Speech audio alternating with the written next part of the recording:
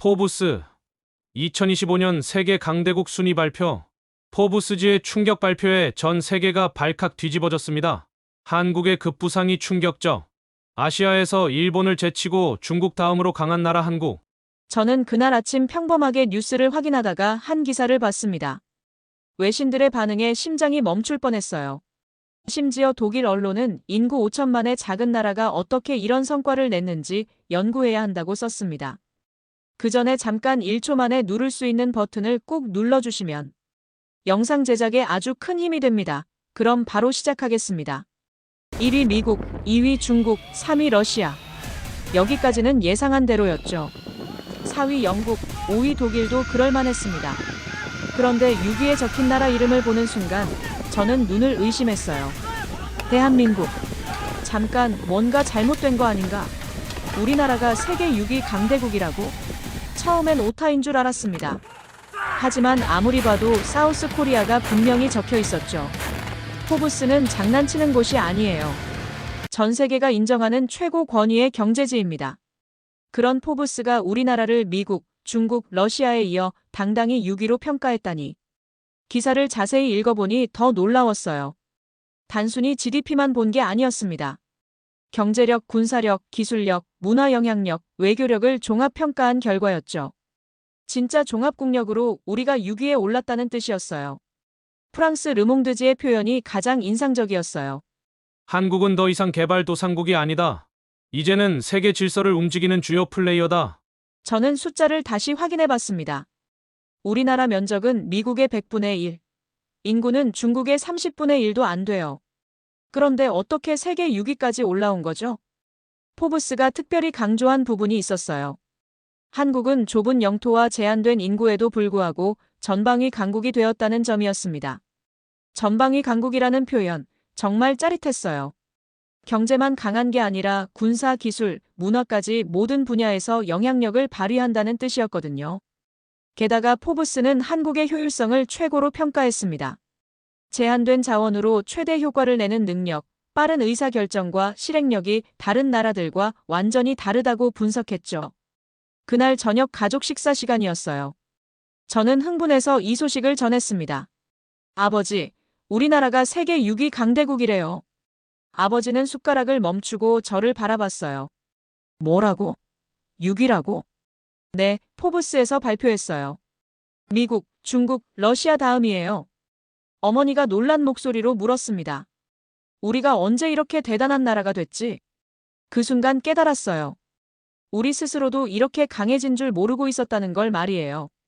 불과 70년 전만 해도 세계 최빈국이었던 나라가 이제는 강대국 리스트에 당당히 이름을 올렸습니다. 더 놀라운 건 우리가 핵무기도 없이 이 자리에 올랐다는 사실이에요. 러시아나 중국은 핵으로 위협하지만 우리는 순수한 실력으로 인정받았습니다. 포브스 기사 마지막 문장이 가슴에 박혔어요. 한국의 진짜 강함은 숫자가 아니라 위기를 기회로 바꾸는 특별한 능력에 있다. 맞아요. 우리는 IMF도 극복했고 코로나도 잘 버텼습니다. 분단 상황에서도 기적을 만들어냈죠. 세계가 혼란스러울 때마다 우리는 더 강해졌어요. 그 밤 잠들기 전에 한 가지 확신했습니다. 이 순위는 우연이 아니라는 걸 말이에요. 우리가 정말로 강대국이 될 자격이 있다는 증거였습니다. 다음 날 아침, 저는 더 충격적인 사실을 발견했습니다. 우리나라 면적은 미국의 100분의 1, 인구는 중국의 30분의 1도 안 돼요. 그런데 어떻게 세계 6위까지 올라온 거죠? 그때 독일 언론 기사 하나가 눈에 띄었어요. 제목부터 충격적이었습니다. 작은 거인, 한국이 독일을 위협하고 있다. 독일 경제학자 한스 밀러 교수의 인터뷰가 소름 끼쳤어요. 한국은 우리가 30년 걸려서 이룬 것을 15년 만에 해냈다. 이 속도라면 곧 독일을 넘어설 것이다. 유럽 최강의 경제대국 독일이 우리를 경계하고 있다니. 영국 파이낸셜 타임스는 더 직설적이었습니다. 한국은 서구가 아닌 유일한 종합 강국이라고 평가했어요. 그런데 정말 놀라운 건 일본의 반응이었어요. 니혼 게이자이 신문의 기사 제목을 보는 순간 입이 벌어졌습니다. 한국에게 추월당한 일본, 무엇이 문제였나? 일본 교수의 말이 더 충격적이었어요. 한국은 위기를 기회로 바꾸는 능력이 일본보다 뛰어나다. 특히 디지털과 문화에서 일본을 완전히 앞섰다. 불과 몇 년 전까지 일본을 따라잡는 게 목표였는데 이제는 일본이 우리를 벤치마킹하고 있었어요. 포브스의 세부 분석을 보니 이유가 명확했습니다. 첫째, 효율성. 작은 경제로도 큰 임팩트를 만드는 능력. 둘째, 기술력. 오직, 반도체, 배터리에서 세계 최고. 셋째, 문화 파워. BTS부터 오징어 게임까지 전 세계를 사로잡았죠. 그날 저녁 동창회에서 친구들과 이야기했어요. 야, 포브스 순위 봤어? 우리나라가 6위래. 민수가 신기하다는 표정을 지었습니다. 진짜? 믿기지 않는데? 영희가 의심스럽다는 듯 말했어요. 독일 언론에서도 우리를 경계하고 있더라. 이제 정말 강대국이야. 친구들이 놀라는 표정을 보니 재미있었어요. 우리 스스로도 몰랐던 사실이었거든요. 집에 돌아와 다시 정리해봤습니다. 한국이 독일을 바짝 추격하고 일본을 넘어섰고 비서구 국가 중 유일한 종합 강국이라는 평가. 정말 대단한 성과였어요. 가장 인상적이었던 건 우리만의 성장 모델이었습니다. 땅도 좁고 자원도 없지만 사람과 기술로 승부했어요. 효율성과 속도로 물리적 한계를 완전히 극복한 거죠. 그날 밤 생각했습니다. 이제 정말 자신있게 말할 수 있겠다고. 우리나라는 작지만 진짜 강한 나라라고 말이에요. 며칠 후, 저는 또 다른 충격적인 뉴스를 접했습니다. 폴란드가 한국산 K 전차 1,000대를 주문했다는 소식이었어요. 1,000대라니 상상도 못할 규모였습니다. 폴란드가 왜 한국 전차를 사지? 처음엔 이해가 안 됐어요. 유럽에는 독일의 레오파르트, 영국의 챌린저 같은 명품 전차들이 있잖아요. 그런데 왜 하필 한국 것을 선택했을까요? 답은 곧 나왔습니다. 우크라이나 전쟁 이후 모든 게 바뀌었다는 거였어요. 유럽 국가들이 갑자기 현실을 깨달았던 겁니다. 전쟁은 언제든 일어날 수 있고 무기는 빨리 받을 수 있어야 한다는 사실을 말이에요. 폴란드 국방부 장관의 발언이 정말 인상적이었습니다. 독일 전차는 5년을 기다려야 하지만 한국 전차는 2년 안에 받을 수 있다. 위급한 상황에서 무엇이 더 중요한가? 그때 깨달았어요. 한국 방산업체들이 얼마나 대단한지를 말이죠. 더 놀라운 소식들이 계속 나왔습니다. 노르웨이가 K9 자주포 24문을 주문했고 에스토니아도 K9를 도입하기로 했어요. 호주는 K9를 기반으로 한 자주포를 300문이나 주문했습니다. 이게 다 진짜야? 저는 믿기지 않아서 계속 확인해봤어요. 정말 놀라운 건 주문 국가들의 면면이었습니다. 노르웨이, 폴란드, 에스토니아, 호주. 모두 NATO 회원국이거나 서구 동맹국들이었어요. 이들이 왜 한국 무기를 선택했는지 이유를 찾아봤습니다. 첫째, 검증된 성능. K9 자주포는 이미 여러 실전에서 그 위력을 입증했어요. 둘째, 빠른 납품. 독일이나 미국 무기는 몇 년씩 기다려야 하지만 한국은 1-2년이면 납품 가능했습니다. 셋째, 가격 경쟁력. 같은 성능 대비 30-40% 저렴했어요. 넷째, 기술 이전. 한국은 기술을 함께 넘겨주는 패키지 D를 제공했습니다. 그런데 정말 충격적인 기사를 하나 더 발견했어요. 이스라엘이 한국산 방공 시스템을 검토하고 있다는 소식이었습니다. 이스라엘이라고 하면 세계 최고의 방산 기술을 가진 나라 아닌가요? 그런 이스라엘이 우리 무기를 고려하고 있다니. 이스라엘 군사 전문가의 말이 소름 끼쳤어요. 한국의 방공 기술은 이미 미국과 비슷한 수준이다. 특히 다층 방어 시스템에서는 오히려 앞서고 있다. 그날 저녁 뉴스에서도 이 이야기가 나왔어요. 한국 방산업체 대표의 인터뷰가 인상적이었습니다. 우리는 실전 경험이 있습니다. 분단 국가에서 70년간 쌓은 기술과 노하우가 다른 나라와 다릅니다. 정말 그랬어요. 우리는 항상 전쟁 위험 속에서 살아왔잖아요. 그 긴장감 속에서 개발된 무기들이 이제 전 세계에서 인정받고 있었던 겁니다. 더 놀라운 건 주문량의 규모였어요. 폴란드 K 전차 1,000대, 호주 K9 자주포 300문, 노르웨이 K9 24문. 합치면 수십조 원 규모였습니다. 한국 방산업계 관계자가 말했어요. 주문이 너무 많아서 생산 라인을 늘려야 할 상황입니다. 이런 일은 처음이에요. 정말 꿈 같은 이야기였어요. 불과 몇 년 전만 해도 우리가 외국 무기를 사는 입장이었는데 이제는 전 세계가 우리 무기를 사려고 줄을 서고 있었거든요. 그 순간 깨달았습니다. 한국이 세계 6위 강대국에 오른 이유 중 하나가 바로 이거구나. 단순히 무기를 파는 게 아니라 기술과 신뢰를 함께 수출하고 있었던 거예요. 며칠 후 해외 언론 기사 하나가 제 눈을 사로잡았습니다. 영국 가디언즈의 제목이었는데 정말 기가 막혔어요. K-팝처럼 전파되는 K-무기, 한국의 새로운 소프트 파워. K-무기라니. 처음 듣는 표현이었어요. 기사를 읽어보니 더 놀라웠습니다. 해외 언론들이 한국 무기를 BTS나 블랙핑크처럼 문화 콘텐츠 취급하고 있었거든요. 프랑스 르몽드지는 더 직설적이었어요. 한국은 무기와 문화를 함께 수출하는 유일한 나라다. K-팝 팬들이 한국 무기에도 관심을 보이고 있다. 정말 신기한 현상이었습니다. 폴란드 젊은이들이 K 전차 사진을 SNS에 올리며 쿨하다고 댓글을 달고 있었어요. 노르웨이에서는 K고 자주포를 본 시민들이 한국 기술력이 대단하다며 감탄했습니다. 더 흥미로운 건 무기 전시회에서 일어난 일들이었어요. 폴란드 국제방산 전시회에서 한국관이 가장 인기였다고 하더라고요. 관람객들이 한국 무기 앞에서 셀카를 찍고 한국어로 된 브로셔를 기념품처럼 가져갔대요. 폴란드 현지 기자가 이렇게 보도했습니다. 한국관은 마치 K-팝 콘서트장 같았다. 젊은 관람객들이 가장 많이 몰렸고 모두 한국 기술에 감탄했다. 정말 놀라운 일이었어요. 무기가 브랜드가 된 거죠. 예전에는 무기라고 하면 무겁고 위협적인 이미지였는데 이제는 세련되고 첨단적인 한국 기술로 인식되고 있었어요. CNN의 분석이 정말 인상적이었습니다. 한국 무기는 단순한 전쟁 도구가 아니라 기술력과 문화의 상징이 되었다. 마치 아이폰이 단순한 전화기가 아닌 것처럼. 그때 정말 소름 끼치는 기사를 하나 더 발견했어요. 호주에서 K고 자주포를 도입하기로 결정한 후 현지 한류 팬들이 우리나라도 이제 K-무기를 갖게 됐다며 축하 파티를 열었다는 소식이었습니다. 호주 한류 팬클럽 회장의 인터뷰가 기막혔어요.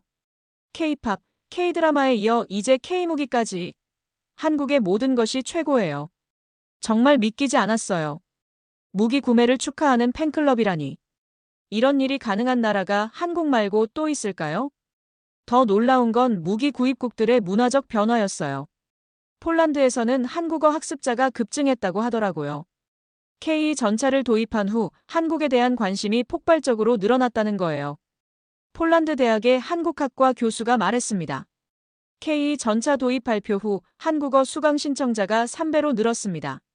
학생들이 한국 기술을 이해하려면 한국어를 배워야 한다고 말해요. 정말 기적 같은 일이었어요. 무기 하나로 문화 교류까지 확산되고 있었거든요. 독일 언론의 분석이 핵심을 찔렀습니다. 한국은 하드파워와 소프트파워를 완벽하게 결합시켰다. 무기로 신뢰를 쌓고 문화로 마음을 사로잡는다. 그날 밤 친구 재현이와 통화했어요. 야, 너 K무기라는 말 들어봤어? 뭐? K무기. 한국 무기를 K-팝처럼 부르는 거야. 해외에서 대박이래. 진짜? 무기도 한류가 되는 거야? 맞아.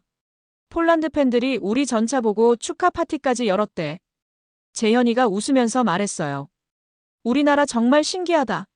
뭘 만들어도 세계에서 인기야. 집에 돌아와서 다시 생각해봤습니다. 정말 대단한 현상이었어요. 한국은 무기를 단순히 파는 게 아니라 문화와 함께 패키지로 수출하고 있었던 거죠. 그 순간 깨달았습니다. 이게 바로 한국만의 독특한 강점이구나. 전 세계 어느 나라도 무기와 문화를 동시에 수출하지는 못하거든요. 그런데 한 가지 의문이 들었어요. 세계 강국 순위를 보면 보통 핵무기 보유국들이 상위권을 차지하잖아요. 미국, 중국, 러시아, 영국, 프랑스. 모두 핵을 가진 나라들이에요. 그런데 우리나라는 핵무기가 없는데도 6위에 올랐다니. 정말 신기한 일이었습니다. 저는 이 부분이 궁금해서 더 자세히 찾아봤어요. 그랬더니 정말 놀라운 사실을 발견했습니다. 포브스가 특별히 한국을 높이 평가한 이유 중 하나가 바로 핵없는 강국이라는 점이었어요. 국제정치학자 로버트 켈리 교수의 분석이 인상적이었습니다. 한국은 핵무기 없이도 강대국이 된 유일한 사례다. 이는 21세기 새로운 모델을 제시한다. 정말 그랬어요. 러시아는 경제가 어려워도 핵무기로 위협하고 중국도 핵으로 주변국을 압박하죠. 북한까지 핵으로 세계를 긴장시키고 있고요. 하지만 우리는 달랐어요. 핵무기 대신 재래식 무기의 기술력으로 승부했습니다. K 전차 K9 자주포 KF-21 전투기까지 모두 핵무기 없이도 충분히 강력한 억제력을 가진 무기들이었어요. 영국 국제전략연구소의 보고서가 정말 놀라웠습니다. 한국의 재래식 전력은 이미 핵 보유국들을 위협할 수준에 도달했다. 특히 미사일 방어 시스템은 세계 최고다. 맞아요. 우리가 가진 아이언 동급 방공 시스템, 천궁 미사일, 그리고 각종 정밀 타격 무기들은 핵무기 못지않은 억제력을 발휘하고 있었어요. 더 중요한 건 국제사회의 인식 변화였습니다. 핵무기를 가진 나라들은 위험한 국가로 보이지만 한국은 신뢰할 수 있는 강국으로 평가받고 있었어요. 유엔 안보리 비상임이사국 선거에서 한국이 압도적 지지를 받은 것도 이 때문이었습니다. 193개 회원국 중 180개국이 한국에 투표했어요. 이런 지지율은 역대 최고 수준이었습니다. 독일 외교관의 말이 인상 깊었어요. 한국은 힘이 있지만 위협적이지 않다. 핵무기 없이도 평화를 지킬 수 있다는 걸 보여준다. 그날 저녁 뉴스에서도 이 이야기가 나왔어요. 국제정치 전문가가 출연해서 설명했습니다. 한국은 윤리적 강국의 새로운 모델을 제시했습니다. 핵으로 위협하지 않고도 충분히 강할 수 있다는 걸 증명한 거죠. 윤리적 강국이라는 표현이 정말 마음에 와닿았어요. 힘은 있지만 그 힘을 함부로 쓰지 않는 나라. 오히려 평화를 위해 그 힘을 사용하는 나라. 실제로 우리나라는 유엔 평화유지군 파견, 해외 재난 구호, 개발도상국 지원 등에서 항상 앞장서고 있잖아요. 강한 힘을 가졌지만 그 힘을 선한 목적에 사용하고 있었던 거예요. 미국 싱크탱크의 보고서도 흥미로웠습니다. 한국은 소프트 파워와 하드 파워를 완벽하게 조화시켰다. 핵무기라는 극단적 수단 없이도 강국의 지위를 확보했다. 그 순간 자랑스러웠어요. 우리가 선택한 길이 옳았구나 싶었거든요. 핵무기로 세계를 위협하는 대신 기술과 문화로 세계와 소통하고 있었잖아요. 한국이 세계 6위 강대국이 된 건 단순히 힘이 세서가 아니었어요. 그 힘을 올바르게 사용할 줄 안다는 신뢰 때문이었습니다. 핵무기 없이도 진정한 강국이 될 수 있다는 새로운 모델을 보여준 거죠. 그날 밤 생각했어요. 우리나라가 정말 특별한 나라구나. 위협하지 않고도 존중받는 그런 강국이 되었다는 게 얼마나 자랑스러운지 모르겠어요. 며칠 후 정말 놀라운 뉴스가 터졌어요. 아랍에미리트가 한국과 300억 달러 규모의 방산 협력 협정을 체결했다는 소식이었습니다. 300억 달러라니 상상도 못할 규모였어요. 어떻게 이런 대박 계약이 성사된 거지? 저는 궁금해서 자세히 찾아봤어요.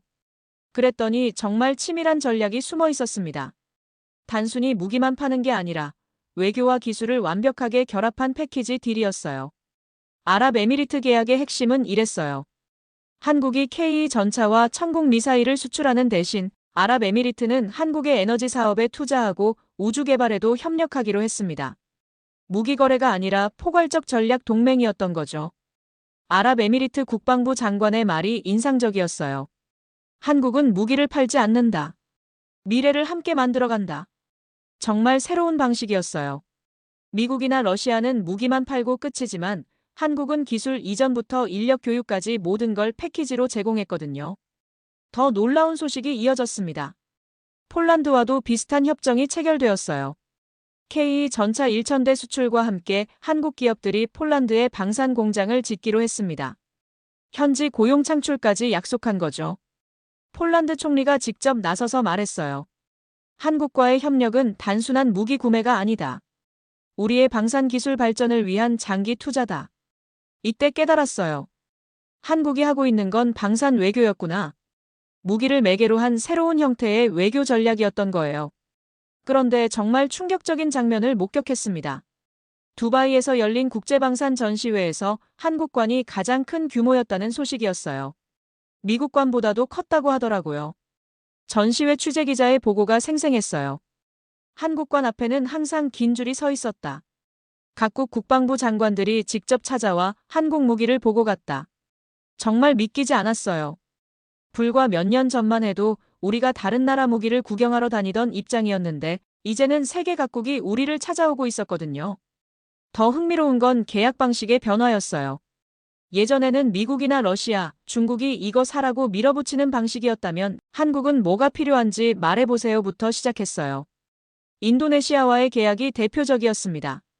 인도네시아가 우리만의 전투기를 갖고 싶다고 하자 한국은 KF-21 기술을 공유하며 함께 개발하자고 제안했어요. 그 결과 80억 달러 규모의 공동 개발 계약이 성사됐습니다. 인도네시아 국방부 장관의 말이 감동적이었어요. 한국은 우리를 고객이 아니라 파트너로 대해준다. 이런 나라는 한국이 유일하다. 그날 저녁 친구 수진이와 통화했어요. 야, 너 아랍에미리트 계약 소식 들었어? 300억 달러래. 헐, 진짜? 그게 얼마나 큰 돈인데? 우리나라 1년 예산의 10분의 1 정도야. 그런데 단순히 돈만 받는 게 아니라 기술도 주고받고 투자도 유치하고. 우와, 그럼 진짜 윈윈이네. 맞아. 이게 바로 한국식 방산 외교야. 수진이가 감탄하며 말했어요. 우리나라 정말 똑똑하다. 무기 팔면서 친구도 만들고. 집에 돌아와서 다시 정리해봤습니다. 한국의 방산 외교는 정말 독특했어요. 미국처럼 힘으로 밀어붙이지도 않고 중국처럼 돈으로만 해결하지도 않았습니다. 대신 상대방이 진짜 원하는 걸 파악해서 함께 만들어가는 방식이었어요. 그 결과 한국은 전 세계에 믿을 수 있는 파트너라는 이미지를 심었습니다. 단순히 무기를 파는 나라가 아니라 함께 성장할 수 있는 동반자로 인식되고 있었던 거죠. 그 순간 깨달았어요. 이게 바로 21세기 강국의 모습이구나. 힘으로 누르는 게 아니라 함께 발전하는 그런 리더십을 보여주고 있었던 거예요. 그런데 왜 갑자기 한국 무기가 이렇게 인기를 끌게 된 걸까요? 저는 그 이유를 찾기 위해 더 깊이 파봤어요. 그랬더니 정말 충격적인 사실을 발견했습니다. 기존 무기 강국들에 대한 신뢰가 바닥으로 떨어졌다는 거였어요. 우크라이나 전쟁에서 드러난 현실이 너무 충격적이었거든요. 러시아 무기들이 생각보다 성능이 떨어졌고 중국 무기는 실전 경험이 부족했어요. 미국 무기는 너무 비싸고 납품이 늦었습니다. 폴란드 국방 관계자의 증언이 생생했어요. 독일의 레오파르트 전차를 주문했는데 5년을 기다리라고 했다. 그런데 한국은 2년 안에 더 좋은 성능을 보장했다. 정말 극명한 차이였어요. 유럽의 전통적인 방산 강국들이 자만에 빠져 있는 사이 한국은 고객의 입장에서 생각하고 있었던 거죠. 더 놀라운 건 품질 관리였어요. 한국 무기는 정시납품으로 유명했거든요. 약속한 날짜에 약속한 성능 그대로 전달하는 것. 당연한 것 같지만 이게 얼마나 어려운 일인지 모르겠어요. 호주 국방부 장관의 말이 인상적이었습니다. 한국 무기는 광고 사양과 실제 성능이 똑같다. 이런 나라는 한국이 유일하다. 반대로 다른 나라들은 어땠을까요? 러시아는 계약을 지키지 않기로 유명했고 중국은 성능을 과장하는 경우가 많았어요. 심지어 미국도 예산 초과와 일정 지연으로 골머리를 앓고 있었습니다. 그 사이 한국은 조용히 신뢰를 쌓아가고 있었어요. 약속은 반드시 지키고 성능은 확실히 보장하고 가격은 합리적으로 책정하는 것. 이런 당연한 일들을 당연하게 해내고 있었던 거죠. 영국 왕립국제문제연구소의 보고서가 핵심을 찔렀어요. 한국은 무기업계의 도요타가 되었다. 신뢰성과 품질로 승부하는 브랜드. 도요타라는 비유가 정말 적절했어요. 도요타가 고장나지 않는 차로 유명하듯이 한국 무기는 문제없는 무기로 인식되고 있었거든요. 실제로 놀라운 사례들이 계속 나왔어요. 노르웨이에 수출한 K9 자주포는 혹독한 북극 환경에서도 완벽하게 작동했고 인도에 수출한 K9은 사막의 모래바람 속에서도 문제 없었어요. 노르웨이군 관계자가 감탄했습니다. 영하 40도에서도 K9은 멀쩡했다. 이전에 쓰던 독일 무기는 추위에 고장이 잦았는데 그날 저녁 뉴스에서 특집 방송이 나왔어요. 한국방산 신뢰의 대명사가 되다라는 제목이었습니다. 방송에서 인터뷰한 해외 바이어의 말이 정말 자랑스러웠어요. 한국 무기를 사면 안심이다. 광고대로 나오고 약속대로 온다. 그리고 문제가 생기면 즉시 해결해준다. 친구 민호와 이 얘기를 나눴어요. 야, 우리나라 무기가 이렇게 믿을만하다는 걸 너도 알았어? 응, 뉴스 봤어. 진짜 대단하더라. 다른 나라들은 약속도 안 지키고 성능도 과장한데. 그런데 우리는 정반대야. 민호가 웃으면서 말했어요. 역시 한국 사람들 성격이야. 약속은 꼭 지켜야 한다는. 정말 그랬어요. 한국인의 성실함과 책임감이 무기에도 그대로 반영되고 있었던 거죠. 집에 돌아와서 생각해봤습니다. 한국이 무기 수입국들의 희망이 된 이유를 이제 알 것 같았어요. 거창한 기술력이나 마케팅이 아니라 가장 기본적인 신뢰를 지켜온 결과였던 거예요. 불신의 시대에 한국만큼 믿을 만한 파트너를 찾기 어려웠던 거죠. 그래서 전 세계가 한국을 찾고 있었던 겁니다. 그런데 문득 궁금해졌어요. 한국이 이렇게 강해진 진짜 이유는 뭘까? 기술력? 경제력? 아니면 다른 무엇일까? 답을 찾다가 한 해외 다큐멘터리를 보게 됐어요. 한국의 기적이라는 제목이었는데 정말 소름 끼치는 내용이었습니다. 다큐에서는 우리나라의 지난 70년을 돌아봤어요. 1950년 한국전쟁으로 폐허가 된 땅. 1997년 IMF 외환위기로 나라가 거의 망할 뻔한 상황. 그리고 분단이라는 현실 속에서도 포기하지 않았던 우리 민족의 이야기였습니다. 영국 BBC 기자의 내레이션이 가슴에 와닿았어요. 한국은 죽음의 문턱에서 여러 번 살아났다. 그 과정에서 세계에서 가장 강인한 생존력을 갖게 되었다. 정말 그랬어요. 우리는 항상 위기 속에서 살아왔잖아요. 전쟁, 분단, 경제위기, 자연재해. 어떤 시련이 와도 굴복하지 않고 일어섰습니다. 다큐에서 소개한 한 장면이 정말 인상적이었어요. 1998년 IMF 당시 국민들이 금 모으기 운동에 자발적으로 참여하는 모습이었습니다. 결혼 반지까지 내놓으며 나라를 구하려고 했던 그 마음들. 미국 경제학자가 감탄하며 말했어요. 전 세계 어느 나라에서도 본 적 없는 장면이었다. 국민 전체가 하나가 되어 위기를 극복하려는 의지. 그때 깨달았어요. 한국의 진짜 힘은 첨단 기술이나 경제력이 아니라 바로 이런 정신력에서 나오는 거구나. 북한의 위협 속에서도 굴복하지 않고 오히려 더 강해졌고 코로나19 팬데믹 때도 세계에서 가장 모범적인 대응을 보여줬죠. K-방역이 전 세계의 표준이 되었던 것도 우연이 아니었어요. 프랑스 르몽드지의 분석이 정확했습니다. 한국인들은 위기를 기회로 바꾸는 천재들이다. 어떤 시련이 와도 더 강해져서 돌아온다. 그날 저녁 할아버지와 이야기를 나눴어요. 6.25 전쟁을 직접 겪으신 분이거든요. 할아버지, 그때 정말 힘들었죠? 할아버지가 잠시 멈칫하시더니 말씀하셨어요. 힘들었지. 하지만 포기하면 끝이라고 생각했어. 우리가 포기하면 후손들이 뭘 보고 살겠나. 그래서 견뎌내신 거예요? 견뎌낸 게 아니야. 이겨낸 거지. 우리는 쉽게 무너지지 않는 민족이거든. 할아버지의 말씀이 가슴 깊이 박혔어요. 우리는 쉽게 무너지지 않는 민족이라는 말이요. 정말 그랬어요. 우리 조상들이 임진왜란도 이겨냈고 일제강점기도 버텨냈고 전쟁의 폐허도 딛고 일어났잖아요. 그 DNA가 지금 우리에게도 흐르고 있었던 거예요. 한국이 세계 6위 강대국이 된 건 단순한 우연이 아니었어요. 수천 년간 쌓아온 불굴의 정신력, 어떤 시련도 이겨내는 강인함이 만들어낸 결과였던 거죠. 외국 언론들이 한국을 기적의 나라라고 부르는 이유도 이제 알겠어요. 불가능해 보이는 일들을 계속 해내고 있으니까요. 그날 밤 창밖을 바라보며 생각했습니다. 우리나라의 진짜 힘은 과거에서 나온다는 걸 말이에요. 고난을 딛고 일어선 경험들이 지금의 우리를 만들었고 그 단단한 기반 위에서 미래를 향해 나아가고 있다는 것을. 한국의 미래는 정말 밝을 것 같았어요. 왜냐하면 우리에게는 어떤 시련이 와도 이겨낼 수 있는 특별한 힘이 있으니까요. 바로 포기하지 않는 마음, 그리고 더 강해져서 돌아오는 불굴의 정신 말이에요. 우리는 쉽게 무너지지 않습니다. 그게 바로 대한민국이 세계 6위 강대국이 된 진짜 이유였어요.